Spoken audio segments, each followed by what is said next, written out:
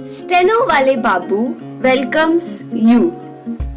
Shorthand dictations in male and female voice from all sources like magazines, speeches, and editorials at various speeds up to 120 WPM for various departments like SSC, DSSB, CRPF, Delhi Police, etc. Please like, share, and subscribe the channel. Thank you. Exercise number 21.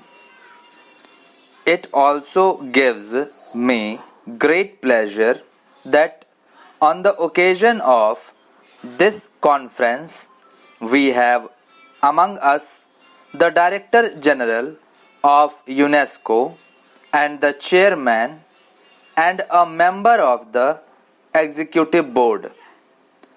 Their participation will enable them to appreciate the problems and aspirations of a region where more than half of mankind lives. It will also give the new Director General a deeper insight into the tasks which await the organization in this part of the world. The proposal to set up national commissions in member states is to be commended for many reasons. This has resulted in the establishment of a permanent agency for the working out of UNESCO's ideas at many levels.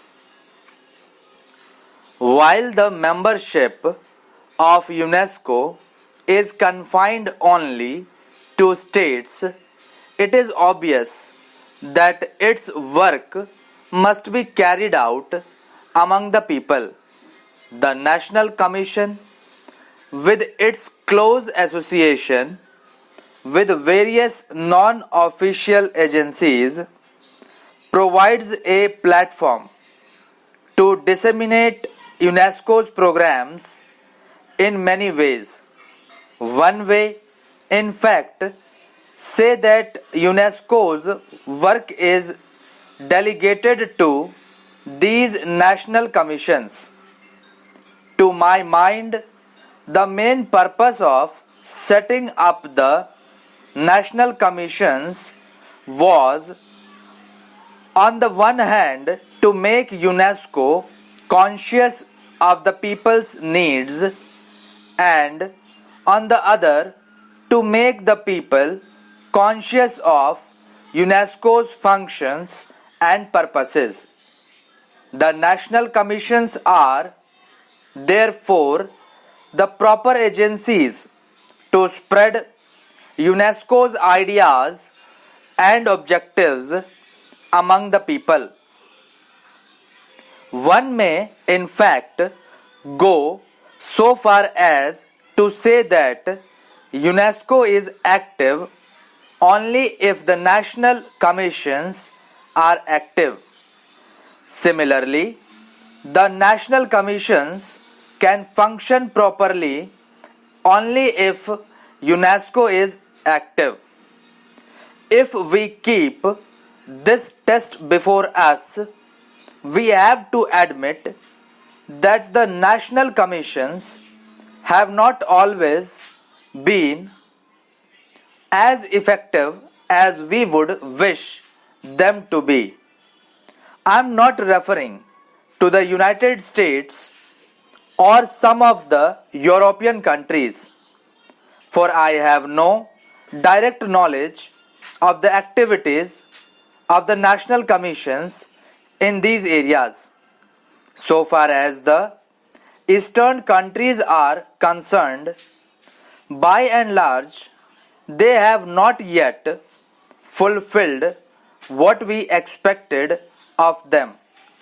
The commissions have been set up, offices opened, and staff employed, but they have not yet made their influence felt in their own countries, nor have they reflected adequately their points of view in framing UNESCO's general program. This is the feeling I have in respect of the Indian National Commission, though our foreign friends may think otherwise. It is therefore necessary for us to devise methods by which national commissions may be activized.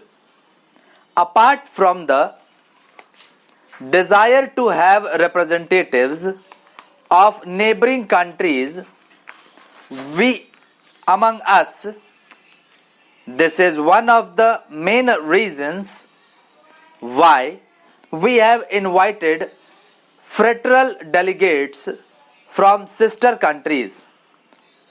It is our purpose and hope that their association may create an opportunity where representatives of the Asian and African National Commissions may meet and consider why more progress was not achieved.